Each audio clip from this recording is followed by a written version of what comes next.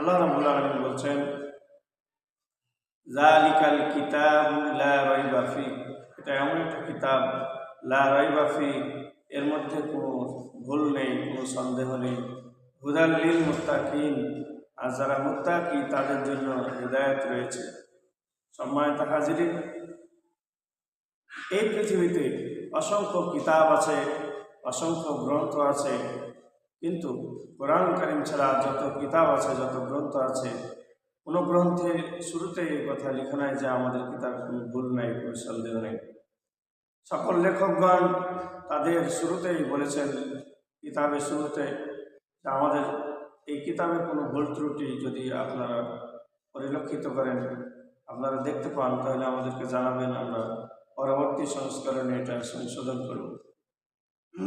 প্রিয় হাজিরিন, কিন্তু কোরআনুল হাকিম এমন একখানে কিতাব যা আল্লাহ রাব্বুল আলামিনের পক্ষ থেকে নাজিল হয়েছে, আর আল্লাহ রাব্বুল আলামিন কোরআনুল হাকিমকে লাওহে মাহফুজে লিপিবদ্ধ করে রেখেছেন। সেখান থেকে আল্লাহ রাব্বুল আলামিন কোরআনুল হাকিমকে আল্লাহ রাব্বুল আলামিন রমজান মাসে আল্লাহ পাক নাজিল করেছেন। আসমানের প্রথম আসমানের একটি সম্মানিত স্থান বাইতুল ইজ্জাহ, সেখান থেকে পর্যায়ক্রমে জিবরাইল আলাইহিস সালামের মাধ্যমে দীর্ঘ 23 বছরে আমাদের প্রিয় নবী মুহাম্মদ রাসূলুল্লাহ সাল্লাল্লাহু আলাইহি ওয়াসাল্লামের কাছে কোরআনুল কারীম নাজিল করা হয়েছে।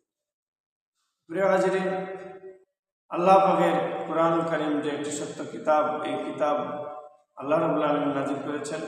আমরা কোরআনুল কারীমের একটি দৃষ্টান্ত দেখলে বুঝতে পারব ইনশাআল্লাহ।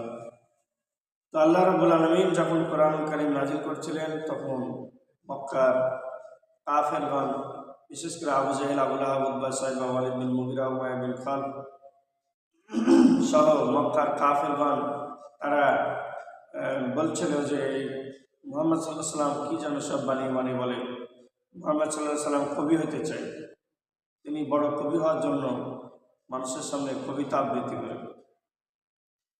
প্রিয় হাজিরিন, ওই সময় আল্লাহ রাব্বুল আলামিন বললেন, হে মুহাম্মদ সাল্লাল্লাহু আলাইহি সাল্লাম, আমি আপনার কাছে সূরা কাউসারের দুটি আয়াত নাজিল করে দিলাম।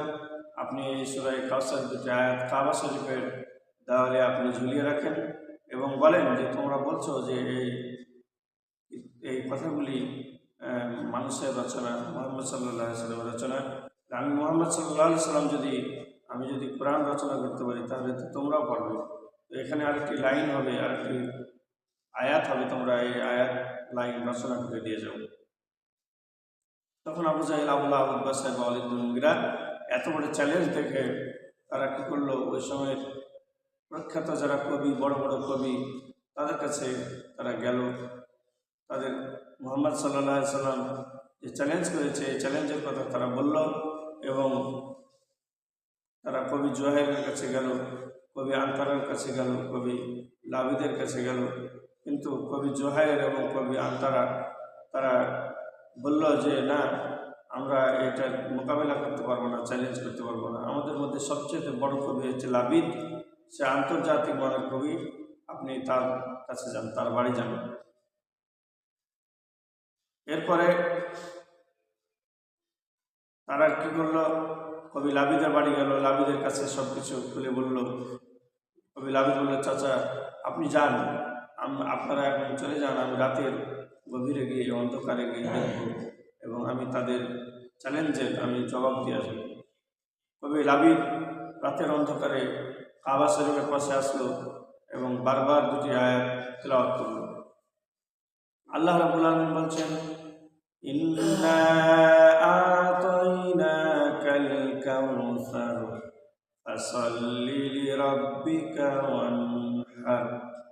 আল্লাহ রাব্বুল আলামিন দুটি আয়াত নাজিল করেছেন। বারবার কবি লাবিদ আয়াত দুটি পড়ল আর চিন্তা করল, আর এই কথাগুলি মুহাম্মদ সাল্লাল্লাহু আলাইহি সাল্লাম হতে পারে না, এই কথাগুলি কোনো মানুষের রচনা হতে পারে না, এই কথাগুলি ওই আসমান থেকে তামাম বিশ্বের রব আল্লাহ রাব্বুল আলামিন নাজিল করেছেন।